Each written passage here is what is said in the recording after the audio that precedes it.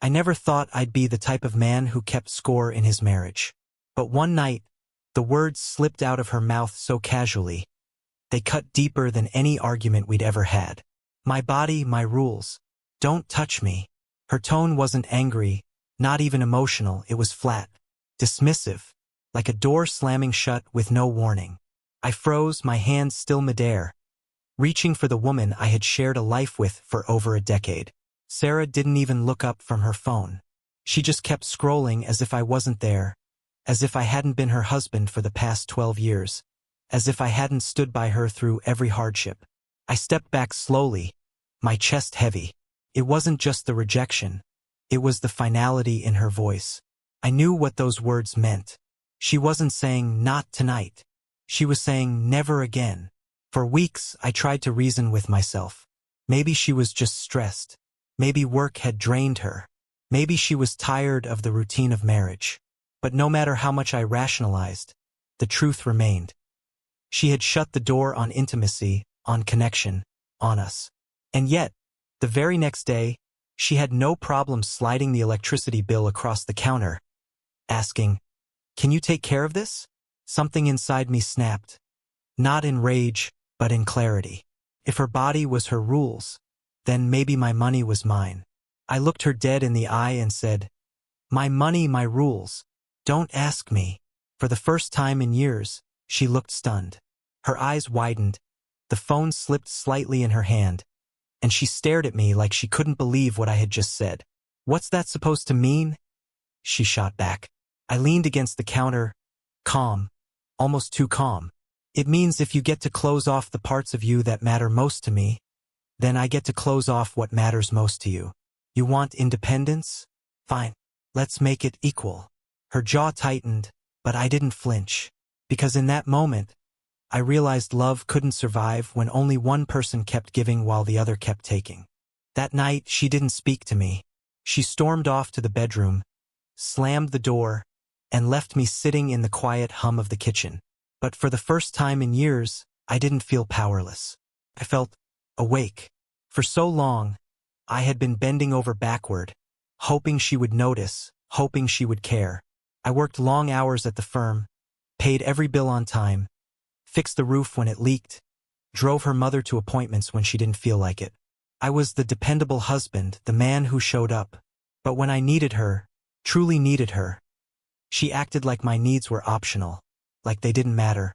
The next morning, the shift became real. She came into the kitchen, coffee mug in hand, and set down a list of groceries. She didn't even say, "Good morning," just pointed to it and said, "We need these." I pushed the paper back toward her. "Not my rules," I said calmly. She blinked, confused. "What do you mean, not your rules?"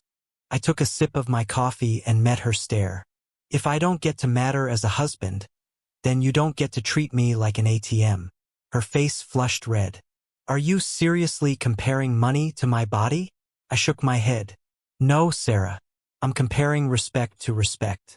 You think intimacy is just physical. But it's not.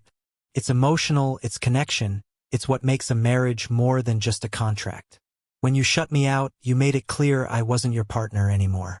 So don't expect me to keep playing the role of provider while you treat me like a roommate." She scoffed, rolled her eyes, muttered something under her breath, and walked away. But I could see it. My words had landed. For once, she wasn't in control of the script. Later that week, the bills piled up on the counter.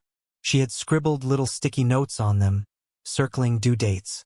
Normally, I would have taken care of them without a word. This time, I didn't touch a single one. 3 days passed before she finally asked, "Are you just going to ignore them?" I looked at her, steady and calm. "No, Sarah. I'm going to let you live by your rules.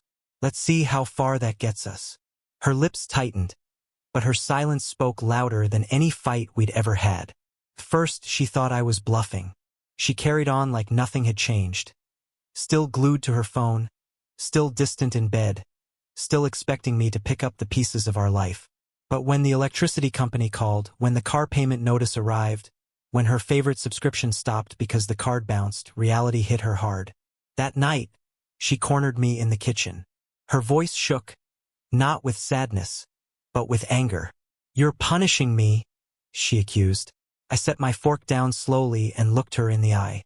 "No, Sarah. I'm mirroring you. You decided this marriage was about your rules. I'm just finally following them." She scoffed. "You're being childish." I leaned back in my chair, calm as ever. "And what have you been? Withholding love, withholding touch, withholding the very thing that makes us husband and wife. That wasn't childish? That wasn't cruel?" She faltered just for a moment. I saw it, the crack in her armor. But pride is a powerful thing.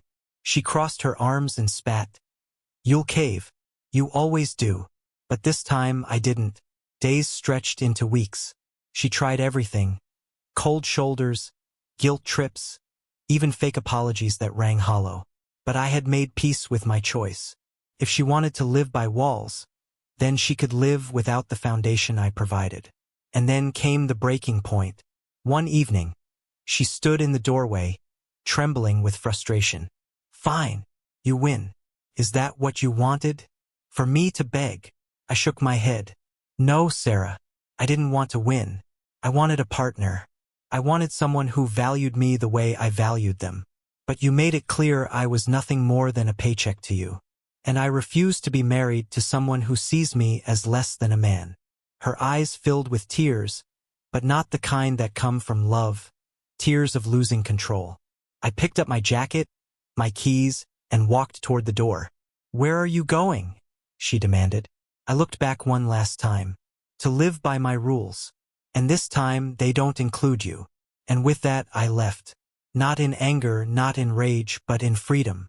Because sometimes the strongest thing a man can do is stop giving to someone who only ever takes.